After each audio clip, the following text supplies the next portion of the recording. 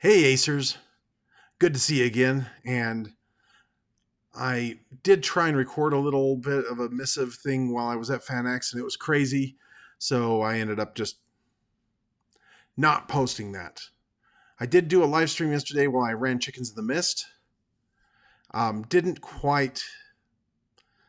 I'm sure that people saw more of my belly in my shirt than they did of me. That's fine. I don't care either way on seeing this hairy mug.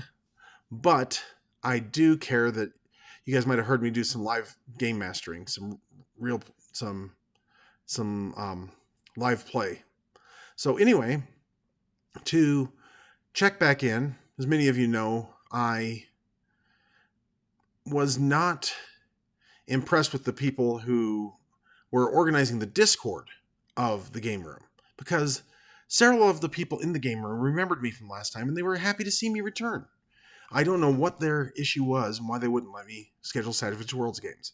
However, that being said, I don't think I want to really be one of their volunteers.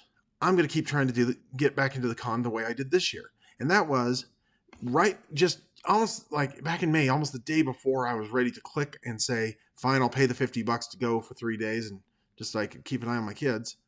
Son of a gun, if I didn't get a email message from the organizer of the panel saying that my panel had been accepted. Now, as far as I knew, only one panel had been accepted. Then last week Friday, so not this last Friday that I was at the con, but the week before, I get an email from them saying, okay, go ahead and register and make sure to download the app on your phone so that way you can go to everything and I'll do all the things at the con. So I looked up my panel. I was excited. There it is. COVID, role-playing games in the post-COVID world. I was stoked. It was exciting. And then I got curious and I clicked on my name. And because as I was scrolling past the gaming panels, one of the ones that caught my eye for Thursday as well was Not Your Grandfather's RPG, role-playing games that aren't D&D. I was like, oh man, I suggested a panel just like that. But I guess they took some of my ideas and ran with them. That's okay. I'm no animosity here. Hey, I still get my free pass for just one panel. But when I clicked on my name in the app, I had both panels. And they even used my description on the panel description. So I was like, oh crap. And then when I saw my erstwhile friend Bob Defendi in the green room earlier that day, because yes, special guests get to go into the green room, where there's always soda pop and cookies and chips and sometimes sandwiches, but I never got the sandwich cadence down right. Oh well. Anyway, I went in there and was talking to Bob, and Bob told me that that he asked me if I was moderating. I was like, oh, gee, I don't know. And they didn't indicate in the app who the moderator was. So I went in there and I saw that, yep, I was moderating. So Bob sat to my right and I had 4 other panelists to my left, and I ran it. I'd never actually moderated a panel before, and Bob just gave me some great advice on moderating panels. So here's the advice. Ask leading questions. So I asked questions about what was your favorite first non-D&D game that you played. They're like, non-D&D or non-TSR? I said, oh, let's go non-TSR. And then they talked me into going back into the TSR realm a little bit. And we talked about different things.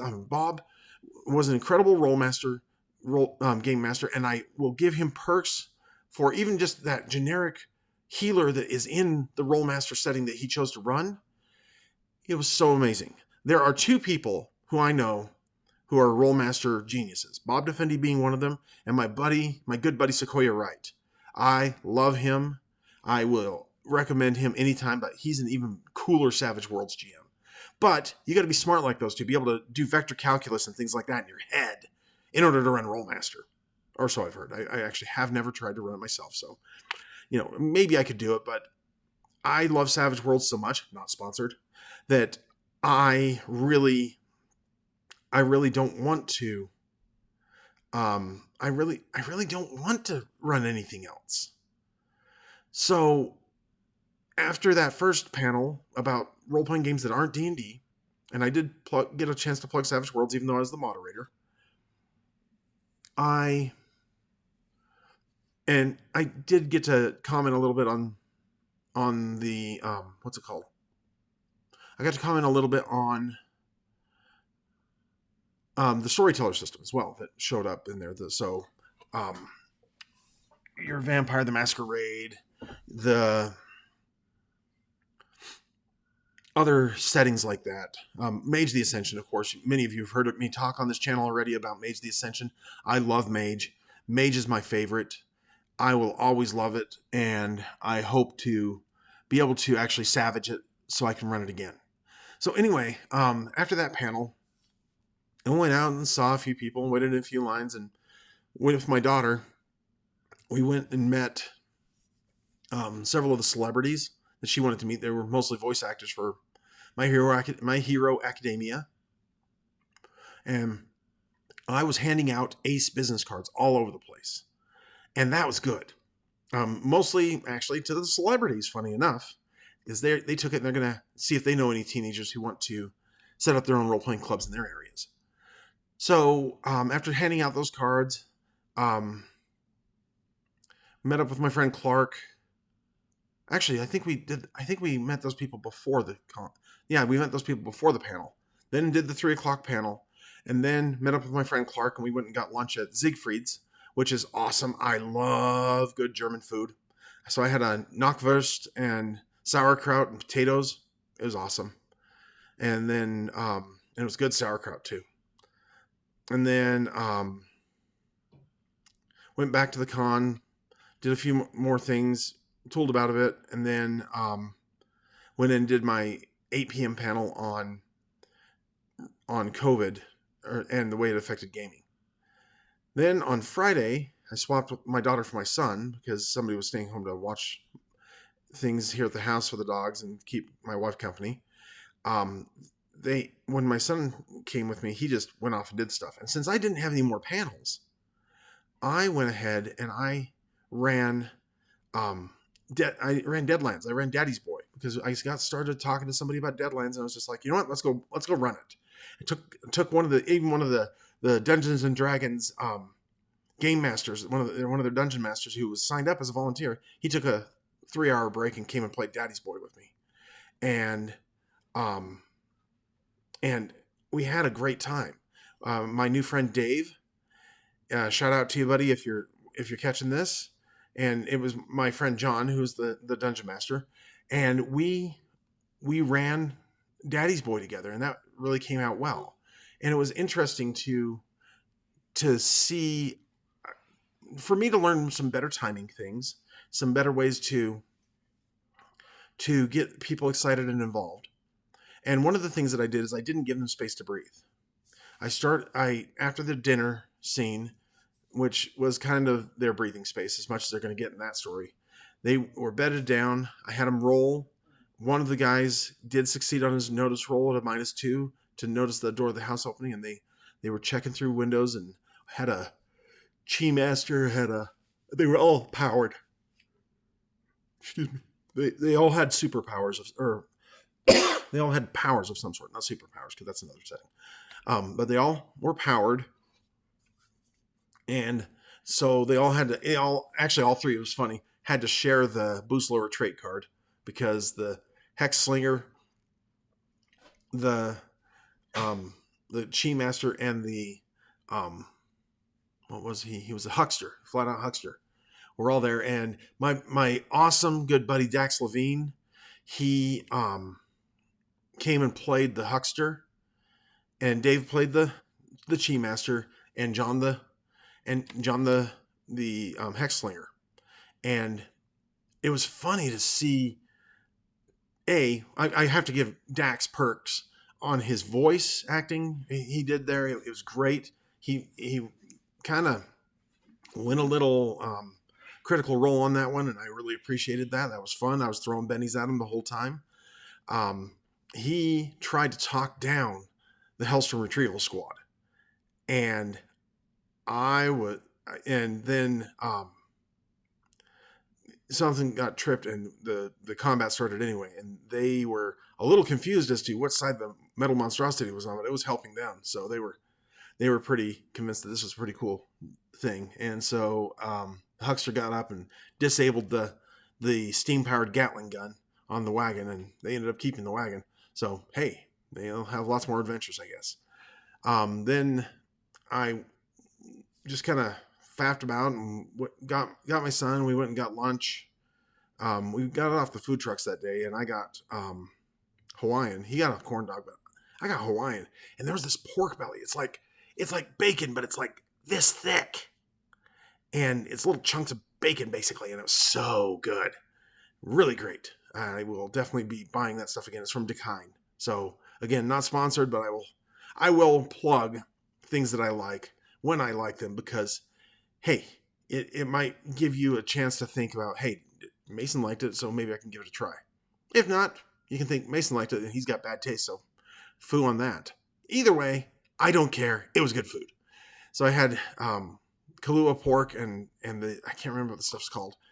And then I also, Harold and I bought them and we shared them on the way home. Got the Mataluca das, or whatever they're called. I can't remember what they're called. But they're a Portuguese donut, fried donut with cream inside, that it got transported to Hawaii and kind of was made into the official donut of Hawaii. So, hey, I don't care where they come from. I just know they're awesome.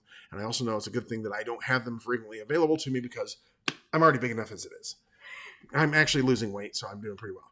So yesterday at the con, I ran Chickens of the Mist first thing in the morning, and I snagged a few people around for that one, and saw some people just kind of chilling, and I talked them into coming over and playing. And Jack, one of my other good friends, he took it and he loved it. And we had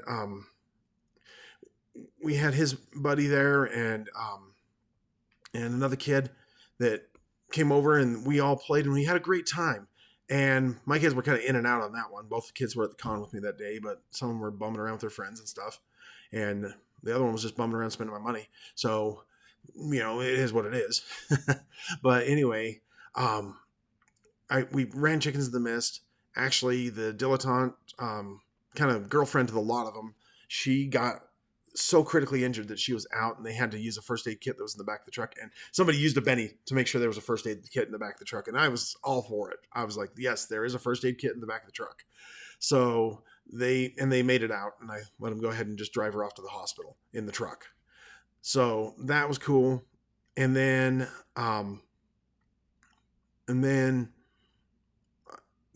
kind of, again, we went and did lunch, went over to Pretty Bird Chicken. Excellent chicken. If you're ever in the downtown Salt Lake area, it's over in Regent Street. It's amazing. Just go get Pretty Bird Chicken. But you have to order it ahead online or use the kiosk at the site. So either way, it's kind of a thing you have to go do. And I like the medium spice. I could probably even take it hotter. But mild spice is pretty good. And there's a kind of a sweet taste to the seasoning as well. So after lunch, went downstairs before my next game, and I got to meet two of my heroes. That's Tom Ruger and Paul Rugg. They made my childhood, especially at that point in my childhood where I started getting the grown-up jokes. And because if you go over to Google and you just type in Animaniacs, and you look at that, Tom Ruger, who he's from Jersey originally, but anyway, he started, he did so many things. He did Animaniacs, he did Tiny Toon Adventures, he did Batman Mask of the Phantasm, and he did Freakazoid. And that Freakazoid was one of the funniest cartoons ever made. And sitting right next to him, just to his left, or just to his right, my left, was Paul Rugg, who did the voice of Freakazoid. And just at the moment I went to meet Paul, my phone rang. It was my wife checking up on something else. And she's kind of the one who got me going on Freakazoid. And I was like, you got to say hi to my wife. And so he took the phone and he chatted with her for a minute or so as Freakazoid. And my wife was just squeeing all over the place. It was just awesome. And not only did we get a signed poster, I went ahead and paid the $60 to get him and Tom to sign both of those. Then, even better, their producer guy who was there, because they all had these cool Freakazoid Hawaiian shirts, and I'll show it in one of my videos coming up. I'll wear it, but they happened to have a double XL, and they sold it to me, and I have one of the only non-group. I am like the only person outside of their group who owns that Freakazoid shirt. And it is the coolest shirt in the world. I'm adding that to my Hawaiian shirt collection. So, of course, as I can get on from time to time, I'll still have my Hawaiian shirt on. And I'm going to just keep on sharing the fun with you guys. I went back up after meeting them and ran Harvey's Heroes, which I don't think, well, Harold had never played that with me before. And when Harold sat in on this, he had so much fun. He got to swap with one of the guys who'd played earlier in the Chickens of the Mist game. He swapped Harvey for Gwen, now titled Gary the Guinea Pig, and they all did a great Saturday morning cartoon. It even ended up with a cat with somebody had switchblade carved in his butt. The end. And so, and we use, of course, the amazing Weird Al Yankovic, not sponsored. His Harvey the Wonder Hamster song is the theme song for the pretend cartoon that it is. So I've plugged everybody that I feel I need to plug. I want to say thank you to everybody. I mean, I would have met Jess Harnell, who did the voice of Wacko Warner on Animaniacs, who comes every year to FanX. He's amazing, but I didn't get to meet him again this year. I'll have to wait till next year. And I'm hoping next year that I can get at least 3 or 4 more panels accepted, because I want to do, again, role-playing games that aren't D&D. 2, I want to do a panel on tropes and how to use them in gaming. Now, here's the great thing. You guys are going to get to be kind of my guinea pigs on this, as I'm going to try and do a trope talk every one of these episodes. So actually, because I just thought of it now, I'm going to start doing it. I'm going to open up TV tropes, and I'm going to go ahead and start with the one that I actually used to set up the characters for Chickens in the Mist, and that is the 5-man band. So the 5-man band trope kind of goes back to anime. And Science Ninja Team Gatchaman was one of the first ones to have it. That was 1972. And then there's Super Sentai, which was adapted into the Power Rangers series. So the idea is that you create a balanced party by having 5 roles filled. First is the leader.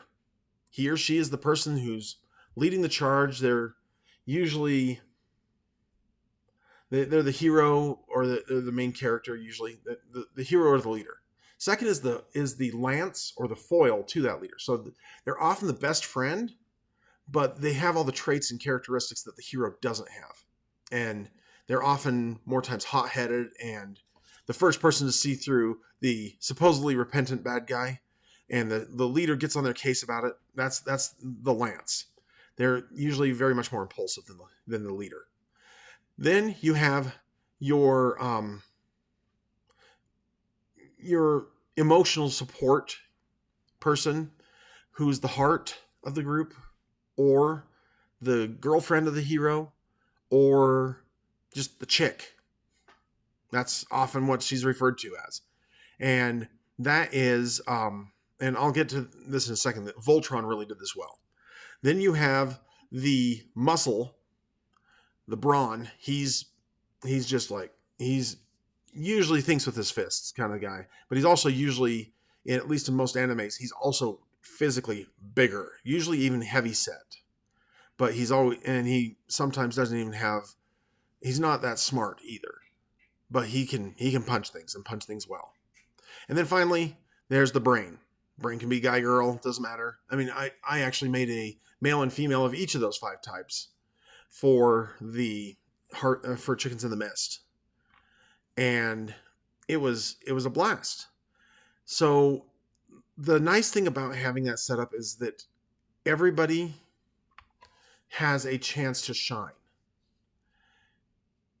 We have, going backwards, the brain can do the research that helps make sure that the leader's plans work.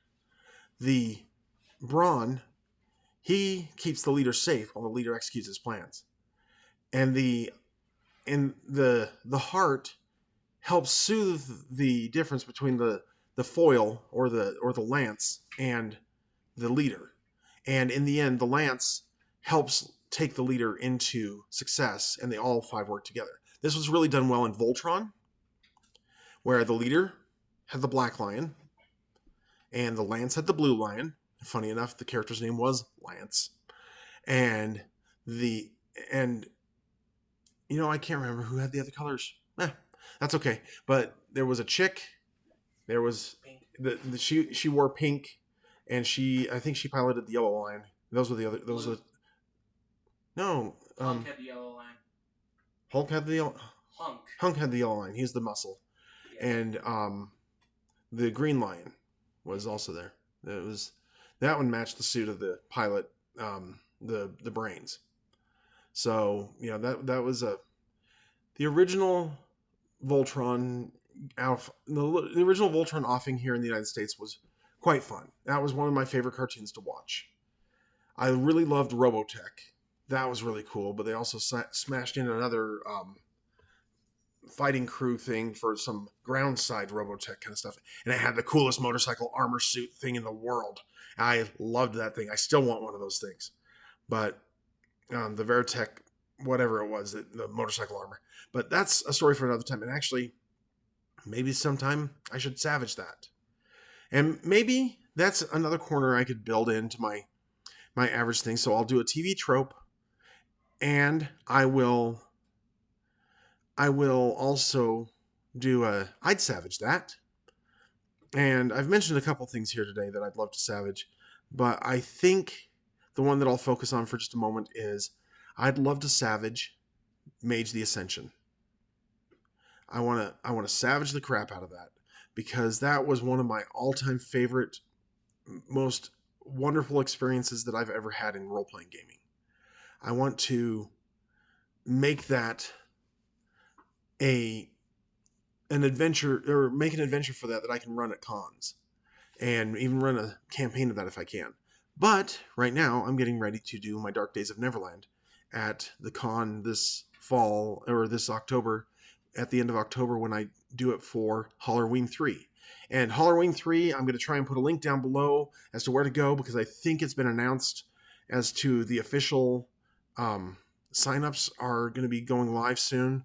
I'll have to check the Pinnacle website, but if nothing else, I'll refer you to Peg's website down here in the bottom, because I want you all to come. If you're not already game mastering for it or signed up to attend it, make sure you do. And my friends, I'll talk to you soon. Until then, remember, we're gaming for good. And I will see you in the next video. Bye.